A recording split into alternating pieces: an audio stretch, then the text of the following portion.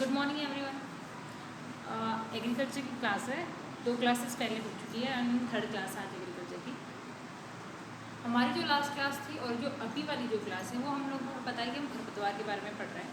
खरपतवार क्या होते हैं, खरपतवारों को हम लोगों ने जो लास्ट क्लास थी हमने उसमें क्या पढ़ा था, खरपतवार की डेफिनेशन पढ़ी थी। क्या होती है कि ऐसे अवांछित पौधे जो किसी स्थान पर बिना उगाए उग जाते हैं और साथ ही साथ क्या करते हैं, फसलों को लाभ की अपेक्षा हानि पहुंचाते हैं। क्या कहलाते हैं? खरपतवार कहलाते हैं। यहाँ तक की चीज़ें डिस्कस हो गई थी। खरपतवारों की कुछ विशेषताएं थी जिसके कारण क्या होते हैं, जो खरपतवार होते हैं वो फसलों को, कृषि जो क्षेत्र होते हैं खेतों में लंबे टाइम तक रुके रहते हैं।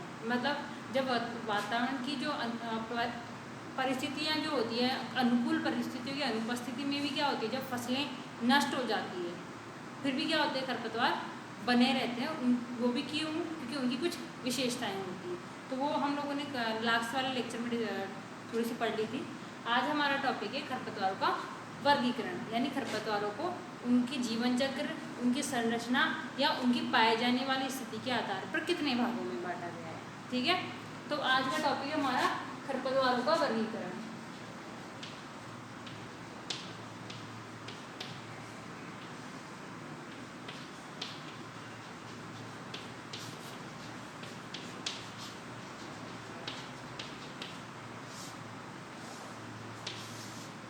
अगर खरपतवारों का वर्गीकरण की बात की जाए तो जो पहला वर्गीकरण किया गया है वो किया गया उनके जीवन चक्र के आधार पर।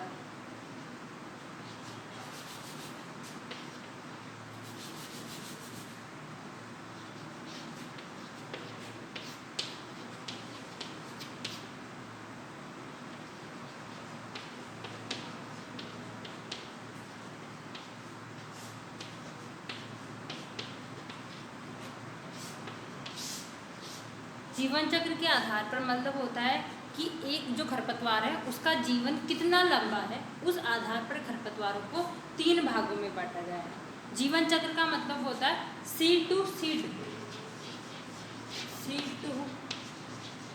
सीड वाली जो अवस्था होती है उसको कहते हैं जीवन चक्र। सीड टू सीड यानी जैसे आपने मृदा में एक सीड की बुआई की, फिर वो अंकुरित हुआ, अंकुरित होने के बाद वो बड़ा हुआ, बड़े होने के बाद अलग अलग अवस्थाओं में ढला और लास्ट में फिर उसने क्या किया, बीजों का उत्पादन किया। तो इस बीज से लेकर लास्ट में बीजों के उत्पादन तक की जो अवस्था होती है,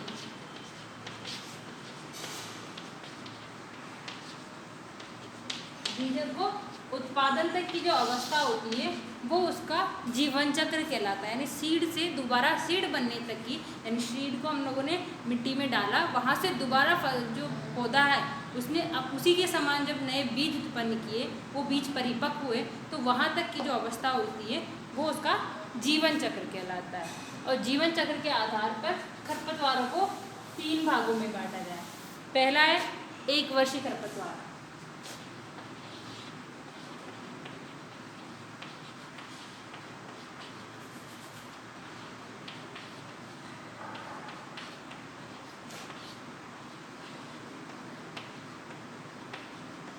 दूसरा है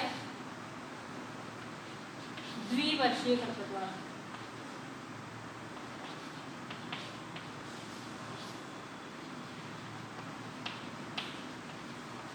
और तीसरे होते हैं बहुवर्षीय खरपतवार।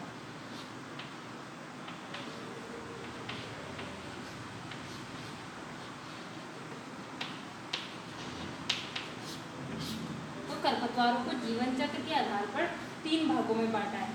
पहले होते हैं 1 वर्षीय खरपतवार, दूसरे होते हैं द्विवर्षीय खरपतवार और तीसरे होते हैं बहुवर्षीय खरपतवार। 1 वर्षीय खरपतवार यानी ऐसे खरपतवार जो अपना पूरा जीवन काल, कौन सा, बीज के अंकुरण से लेकर दोबारा बीज उत्पादन तक की जो सारी क्रियाएं हैं वो 1 वर्ष में यानी 1 सीजन में कंप्लीट कर लेता है। क्या कहलाते हैं? 1 वर्षीय खरपतवार। ठीक है। दूसरे होते हैं द्विवर्षीय खरपतवार, यानी ऐसे खरपतवार जो पहले वर्ष तो अपनी वानस्पतिक वृद्धि करते हैं, जैसे आपने बीज डाला, आपने क्या, खरपतवारों के बीज तो अपने आप डल जाते हैं। तो जैसे खरपतवारों के बीज मिट्टी के संपर्क में आए, संपर्क में आने के बाद अंकुरित हुए, अंकुरित होने के बाद उन्होंने अपनी वानस्पतिक वृद्धि की और फिर देन उसके बाद उन्होंने क्या किया, बीज उत्पादन। यानी ऐसे खरपतवार जो पहले वर्ष तो क्या होता है, अपनी अपनी वानस्पतिक वृद्धि करते हैं और दूसरे वर्ष क्या करते हैं, अपने बीजों का उत्पादन करते हैं। क्या कहलाते हैं, द्विवर्षीय खरपतवार। यानी जब 2 वर्षों तक उनका जीवन काल चलता है, क्या कहलाते हैं, द्विवर्षीय खरपतवार। तीसरे होते हैं बहुवर्षीय खरपतवार, यानी ऐसे खरपतवार जो 2 से अधिक वर्षों तक अपना जीवन काल चलाते रहते हैं, क्या कहलाते हैं, बहुवर्षीय खरपतवार। यहाँ तक की चीज़ें समझ में आए। पहला वह होता है 1 वर्षीय, यानी जो सीड से सीड तक की अवस्था है 1 सीजन में या 1 वर्ष में ही कंप्लीट कर लेते हैं, 1 वर्षीय खरपतवार। द्विवर्षीय के बारे में क्या कहा गया कि जो पहले साल तो अपनी क्या करते हैं, वानस्पतिक वृद्धि करते हैं और दूसरे साल क्या करते हैं, अपने बीजों का उत्पादन करते हैं। क्या कहलाते हैं, द्विवर्षीय खरपतवार।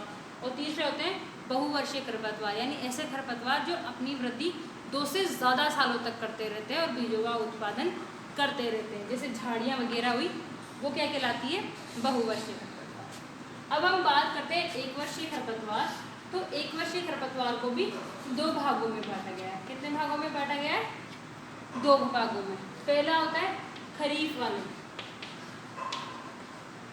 और दूसरा होता है रबी। यानी ऐसे खरपतवार जो खरीफ के मौसम में यानी जून जुलाई में होते हैं और कब, सितंबर अक्टूबर में जैसे ही फसलें करती है तब तक अपना जीवन चक्र पूरा कर लेते हैं। क्या कहलाते हैं, खरीफ वाले खरपतवार। और रबी वाले, जो रबी वाले मौसम में गेहूँ, सरसों, चने के साथ उत्पन्न होते हैं, यानी ऐसे खरपतवार जो क्या होते हैं, अक्टूबर नवंबर में तो क्या करते हैं, अंकुरण करते हैं और मार्च अप्रैल तक जाते जाते अपने पूरे बीजों का उत्पादन कर लेते हैं। क्या कहलाते हैं, रबी वाले खरपतवार। यानी 1 वर्षीय खरपतवारों को फिर 2 भागों में बांटा गया है। पहला खरीफ वाले खरपतवार, दूसरा होता है रबी वाले खरपतवार। खरीफ वाले खरपतवारों की बात करें तो उसमें क्या कहा गया है कि ऐसे खरपतवार जो जून जुलाई तक तो क्या, जून जुलाई में अंकुरण करते हैं और सितंबर अक्टूबर में फसलों के साथ साथ अपने बीजों का उत्पादन करके अपने जीवन चक्र को पूर्ण कर लेते हैं, खरीफ वाले खरपतवार कहलाते हैं। अगर हम इसके एग्जाम्पल की बात करेंगे तो एग्जाम्पल में अपना हजारदाना, पत्थर चट्टा, जंगली चौलाई,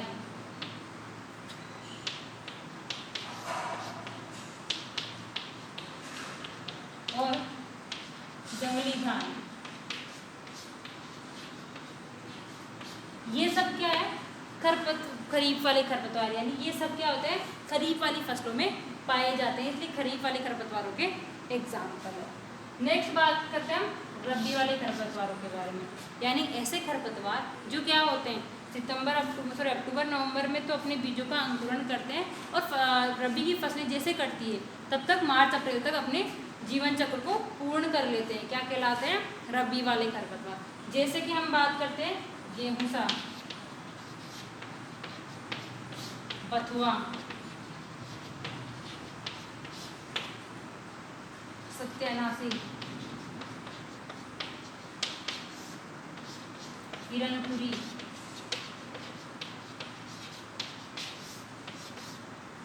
आदि। ये खरपतवार क्या कहलाते हैं, रबी वाले खरपतवार, क्योंकि ये खरपतवार कहाँ पाए जाते हैं, रबी वाली फसलों में पाए जाते हैं। तो ये रबी वाले खरपतवार। तो 1 वर्षीय खरपतवार समझ में आ गए, यानी ऐसे खरपतवार जो 1 सीजन में या 1 वर्ष में अपना जीवन काल पूरा कर लेंगे। और इनको भी इनके उगाए जाने वाले सीजन के आधार पर 2 भागों में बांटा गया था। पहला था खरीफ वाले और दूसरा था रबी वाले, जिसके आपको एग्जाम्पल याद रखने हैं कि एग्जाम्पल खरीफ वाले कौन से हैं और रबी वाले कौन से हैं। ठीक है, नेक्स्ट हम बात करते हैं द्विवर्षीय खरपतवार। द्विवर्षीय खरपतवार के बारे में क्या कहा गया था, यानी ऐसे खरपतवार जो पहले वर्ष तो क्या कर रहे थे, अपनी केवल वानस्पतिक वृद्धि कर रहे थे और दूसरे वर्ष क्या कर रहे थे, बीजों का उत्पादन कर रहे थे। क्या कहलाते हैं, द्विवर्षीय खरपतवार। अगर हम द्विवर्षीय खरपतवारों के एग्जाम्पल की बात करें तो इसमें आते हैं अपने जंगली गोभी और जंगली गाजर। क्या कहलाती है, जंगली गोभी और जंगली गाजर द्विवर्षीय खरपतवारों के एग्जाम्पल मानी जाती है। अब बात करते हैं बहुवर्षीय खरपतवार, यानी ऐसे खरपतवार जो दो से ज़्यादा वर्षों तक अपने बीजों का उत्पादन एवं वानस्पतिक वृद्धि करते रहते हैं। ऐसे जो खरपतवार होते हैं उनका प्रसारण मुख्यतः उनके वानस्पतिक भागों द्वारा होते हैं। दूसरी बात, ये अगर इनकी बात करें तो ये झाड़ियाँ होती है, मोस्ट ऑफ जो झाड़ियाँ होती है वो क्या कहलाती है, बहुवर्षीय खरपतवारों की कैटेगरी में रखी जाती है। इसकी बात करें तो इसमें आता है अपना जड़बेरी, अमरबेल,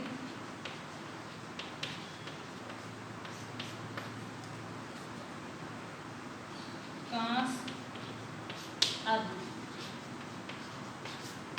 ये क्या कहलाते हैं, यानी झड़बेरी, अमरबेल, कांस, ये सब क्या कहलाते हैं, बहुवर्षीय खरपतवार।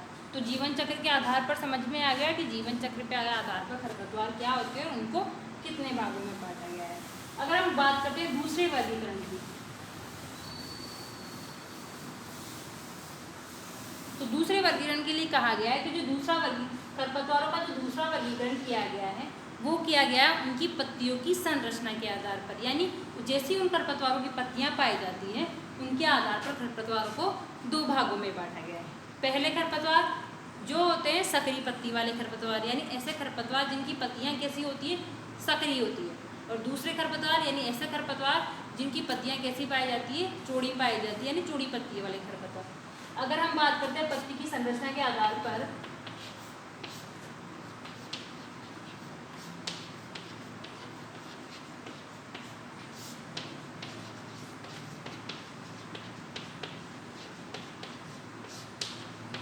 तो पत्ती की संरचना पे पहला है सक्रिय पत्ती वाले खरपतवार,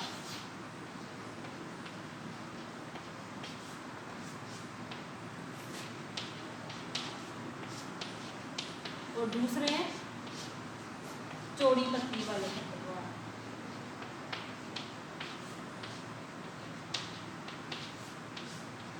यानी ऐसे खरपतवार जिनकी पत्तियों की संरचना कैसी होती है, सक्रिय होती है। कौन से खरपतवार, सक्रिय पत्ती वाले खरपतवार, जैसे कि अपना दूब घास,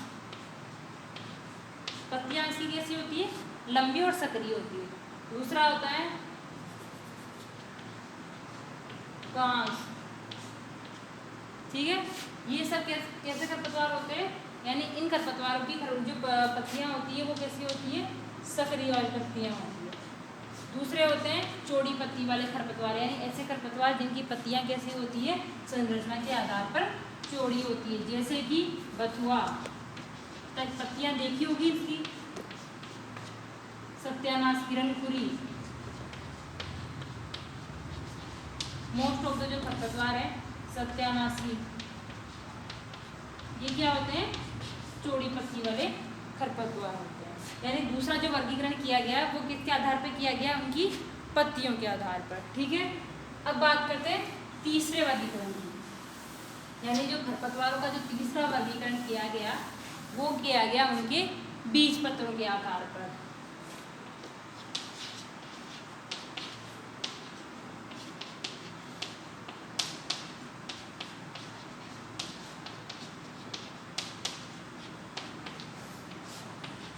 बीज पत्रों के आधार पर वही दो प्रकार के, पहला होते हैं एक बीज पत्री,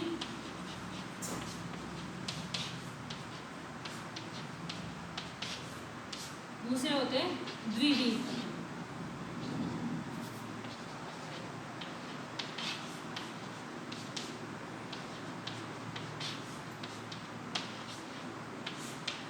एक बीजपत्री और द्विबीजपत्री, यानी ऐसे खरपतवार जिनके बीजों को अगर हम दालों के समान दो भागों में बांटा जाए तो एक बीजपत्री क्या होते हैं, उनके दो भागों में नहीं बट पाते, क्या कहलाते हैं, एक बीजपत्री खरपतवार। और द्विबीजपत्री खरपतवार यानी ऐसे खरपतवार जिनके बीजपत्रों को अगर हम दालों के समान दो भागों में बांटा जाए तो वो उसमें क्या हो जाते हैं, दो भागों, अलग अलग दो भागों में बट जाते हैं, क्या कहलाते हैं, द्विबीजपत्री खरपतवार। तो अगर एक बीजपत्री और द्विबीजपत्री की बात करें तो जितने भी सक्रिय पत्ती वाले खरपतवार हैं, मोस्ट ऑफ द सक्रिय पत्ती वाले खरपतवार हैं वो सारे एक बीजपत्री वाली श्रेणी में रखे जाते हैं। यानी अगर हम लोगों ने सक्रिय पत्ती वाले में कौन कौन से खरपतवारों की बात की थी, दूब घास,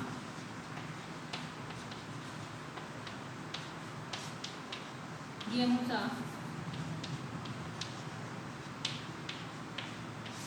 आदि जो खरपतवार लगे, प्याजी, जो खरपतवार रखे गए थे वो किस श्रेणी में रखे गए थे? सकरी पत्ती वाले। तो यही खरपतवार एक बीजपत्री वाले खरपतवार भी कहलाते हैं। अब बात करते हैं द्विबीजपत्री वाले की, जिसमें हमने क्या कहा था कि ऐसे खरपतवार जो क्या होते हैं, जिनके बीजपत्र दालों के समान दो भागों में, बराबर भागों में पड़ जाते हैं, द्विबीजपत्री खरपतवार कहलाते हैं। और जितने भी जो चौड़ी पत्ती वाले खरपतवार है वो ज़्यादातर द्विबीजपत्री खरपतवारों की श्रेणी में रखे जाते हैं, जैसे कि बथुआ, गेहूँ, हिरनखुरी और आदि। यानी मोस्ट ऑफ द खरपतवार वही होते हैं, पर क्या होते हैं, उनको उन्हीं की संरचना के आधार पर, चाहे वो बीजपत्र के आधार पर, संरचना उनकी पत्तियों की संरचना के आधार पर, फसलों के संबंध के आधार पर, या उनकी जीवन संरचना के आधार पर, जीवन चक्र के आधार पर, उन्हीं खरपतवारों को क्या किया, अलग अलग भागों में बांटा गया। तो आज हमने क्या किया, 3 वर्गीकरणों के बारे में बात की थी। कौन कौन सा? पहला था जीवन चक्र के आधार पर, यानी ऐसे खरपतवार जो जीवन चक्र के आधार पर 3 भागों में बांटे गए थे। कौन कौन से? एक बीजपत्री, जिसके बारे में हम लोगों ने बात की थी और उसके एग्जाम्पल भी पढ़े थे। दूसरा था द्विबीजपत्री, जिसके हम लोगों ने क्या कौन कौन से एग्जाम्पल पढ़े थे? जंगली गाजर और जंगली गोभी। और वो होते हैं बहुवर्षीय, यानी ऐसे खरपतवार जो ज़्यादातर झाड़ियों के रूप में पाए जाते हैं, जैसे कि झड़बेरी और अमरबेरी। ठीक है, यानी ऐसे खरपतवार जो क्या करते हैं, बहुत लंबे टाइम तक क्या करते हैं, फसलों पे रुके रहते हैं, क्या कहलाते हैं? बहुवर्षीय। फिर हमने बात की थी पत्तियों की संरचना के आधार पर, यानी पत्तियों की संरचना के आधार पर उनको कितने भागों में बांटा गया। तो पत्तियों की संरचना के आधार पर हमने कितने भागों में बांटा था? 2 भागों में। कौन कौन से? पहला था सकरी पत्ती वाले और दूसरा था चौड़ी पत्ती वाले। सकरी पत्ती वाले जिनकी पत्तियों की संरचना कैसी थी? लंबी थी और पतली थी, क्या कहलाते थे? सकरी पत्ती वाले। जैसे हम लोगों ने दूब घास के बारे में बात की, गेहूँ के बारे में बात की, या प्याजी हुई, ऐसे बहुत सारे खरपतवार। दूसरी थी चौड़ी पत्ती वाली खरपतवार, यानी ऐसे खरपतवार जिनकी पत्तियां कैसी है? चौड़ी पाई जाती है, क्या कहलाते हैं? चौड़ी पत्ती वाले खरपतवार, जिसके बारे में हम लोगों ने एग्जाम्पल पढ़े थे, बथुआ, हिरनखुरी, सत्यानाशी, बहुत सारे एग्जाम्पल। फिर हम लोगों ने तीसरा वर्गीकरण किया उनकी बीजपत्रों के आधार पर, यानी बीजपत्रों के आधार पर उनको कितने भागों में बांटा गया। तो बीजपत्रों के आधार पर उनको 2 भागों में बांटा गया। पहले थे एक बीजपत्री, जो कि सकरी पत्ती वाले खरपतवार भी कहलाते हैं, और दूसरे थे द्विबीजपत्री, जो कि चौड़ी पत्ती वाले खरपतवारों के अंतर्गत आते हैं। ठीक है, तो यहाँ तक हम लोगों ने पढ़ा। नेक्स्ट जो आगे के वर्गीकरण है वो हम नेक्स्ट क्लास में पढ़ेंगे। ठीक है, थैंक यू।